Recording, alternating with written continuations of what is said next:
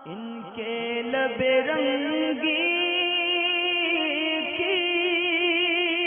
نچھاور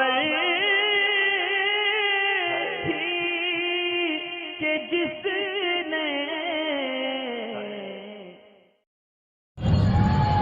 وعلیکم السلام ورحمۃ اللہ وبرکاتہ۔ ابرار ہیں یہ معلوم کرنا چاہتے ہیں کہ ایک وظیفہ ہے سورہ کوثر کا جو 21 مرتبہ فرض نماز کے بعد پڑھنے کا ہے۔ اب یہ فرض نماز کا سلام پھیرنے کے بعد جب وظیفہ پڑھتے ہیں تو 21 مرتبہ سورت کو پورا نہیں کر پاتے اور امام صاحب دعا مکمل کرتے ہیں اور ان کو دعا بعد میں مانگنی پڑتی ہے، تو ایسے میں ان کو کیا کرنا چاہیے؟ اصل میں وظیفے کے تعلق سے ایک بات یاد رکھنی چاہیے کہ جہاں پر یہ ذکر ہوتا ہے کہ یہ وظیفہ فرض نماز کے بعد اتنی مرتبہ پڑھیں، تو کچھ کیس میں تو ایسا ہوتا ہے کہ وہ سلام پھیرنے کے بعد فوراً پڑھنے کا وظیفہ ہوتا ہے، یعنی اس کو فوراً سلام پھیرنے کے بعد ہی پڑھا جائے۔ مثال کے طور پہ جیسے صبح فجر میں 11 مرتبہ سورہ اخلاص کا پڑھنا، اس طرح سے۔ باقی جو عموماً کیس ہوتے ہیں جس کے اندر وظیفہ ہوتا ہے کہ فجر کی نماز کے بعد اس کو اتنی مرتبہ پڑھیں، تو اس کو آپ دعا کے بعد بھی پڑھ سکتے ہیں۔ تو اس میں آپ درمیانی راستہ اس طرح نکال لیں کہ جب آپ امام صاحب فرض نماز مکمل کریں، آپ ان کے ساتھ فرض نماز پڑھ لیں، تو جب تک آپ وظیفہ شروع نہیں کر رہے دعا تک آپ درود و سلام استغفار وغیرہ پڑھ لیں۔ پھر جب امام صاحب دعا مانگے تو آپ ان کے ساتھ میں دعا میں شامل ہوں اور دعا آپ سب کے ساتھ مانگیں، کیونکہ سارے مسلمانوں کے ساتھ دعا کریں، انشاءاللہ اس کی برکت ملے گی۔ پھر جب امام صاحب اپنی دعا مکمل کریں تو آپ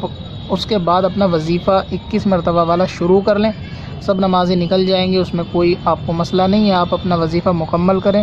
بعد میں اس وظیفے جو آپ کا مقصد ہے پھر آپ اپنی دوبارہ سے دعا کریں، اور اس کے بعد آپ اس طرح سے کر سکتے ہیں۔ تو اس طرح نہ کریں کہ آپ سلام پھیرنے کے بعد فرض نماز پڑھ کے، جس بھی نماز کے بعد آپ پڑھتے ہو یہ وظیفہ،